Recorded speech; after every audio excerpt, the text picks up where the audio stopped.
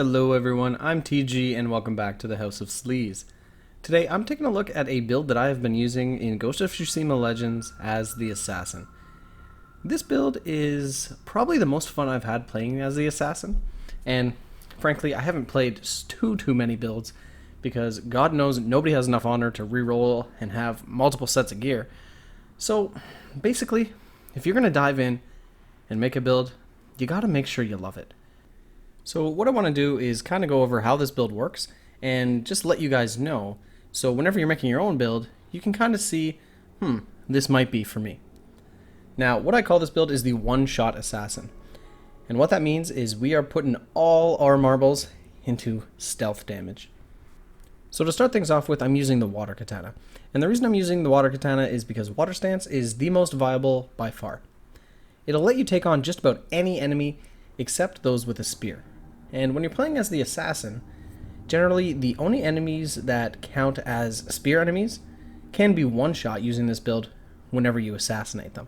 So they're not too much of a problem. For my sword perk, I've gone ahead and used Poison Blade because if you're not assassinating enemies, you want them to stagger as soon as possible, and Poison Blade in conjunction with your Poison Blow Darts is going to melt their posture bar. Next, on my Blowgun and Assassin Charm, you'll see I'm stacking stealth attack damage. I actually got some pretty damn good rolls. I'm also using stealth and Oni damage. I find that the best because Onis, they're not going to go down with one shot. However, Oni damage stacks with your stealth attack damage. So if you're assassinating an Oni, that's going to help you out there. I'm also using the Hallucination Darts on my Blowgun and Hysteria on the Assassination Charm. Now, these two perks are going to make it so you can hold a point on your own in Nightmare Survival. The reason is, every time you assassinate an enemy, Hysteria makes it so everyone around that enemy starts to hallucinate. And Hallucination Darts, obviously, they do the same thing. So this is really good for those clutch moments whenever you're surrounded, because all you have to do is vanish or use a smoke bomb and get just one assassination off, and then you can basically just sit back and have a cup of fucking tea if you want. Now, when talking about ghost weapons, I've opted for my legendary to use the Spirit Kunai. And what that means is every time you kill somebody with that kunai, it's going to reduce the cooldown of your class ability. And you might be thinking, well, you're not using any ghost weapon damage, so you're not really going to be killing anyone with your Spirit Kunai. That's not the case, because I'm using Supermassive and damage increase. So that alone is going to give you enough damage on the Spirit Kunai to be able to finish off basic enemies after 1 or 2 hits, and you'll get able to gauge pretty quickly how much damage it's going to do to Oni. So once you get into the flow of things, you'll be able to just say, okay, time to use the kunai, and finish them off.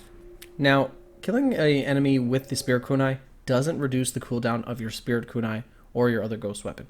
So for that reason, I'm using cooldown reduction on kill on both my Spirit Kunai and the smoke bomb, and especially for assassin, but for most classes, cooldown reduction on kill is always better than just flat cooldown reduction.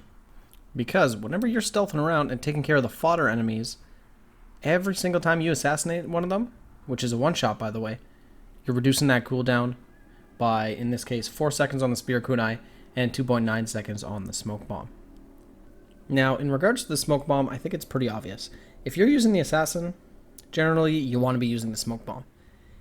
And the perk that I've rolled on it is Lucky. So that gives me a 15% chance on use to reset that cooldown. And a reset cooldown means another free kill and Hysteria for the group. And as we all know, there is nothing more frightening to the Mongolian hordes than an assassin with all his cooldowns up. So now let's take a look at the techniques that we'll be using. So to start things off with, I'm using Group Vanish as opposed to Toxic Vanish. And the reason for that is it's just going to help your team more. Whether you're playing story or survival, this can save lives. You already have more than enough poison with your darts and your poison blade, so this is just a safer bet. Now next, and very important, is critical hit. This means you do an additional 30% more damage during assassinations. The alternative's just going to burn through your resolve way too fast, and you're never going to be able to Shadow Strike. So next, very important, is Experienced Assassin. This makes all your stealth attacks faster. And why this is important is you can have so fucking many of them. And in Nightmare Survival, those Hwachas will goddamn get you if you're locked in that animation. Lastly, I go with Chain Vanish. And I still see a lot of assassins using the additional strikes on Shadow Strike, but Chain Vanish works so well in this build because it gets you 2 free kills.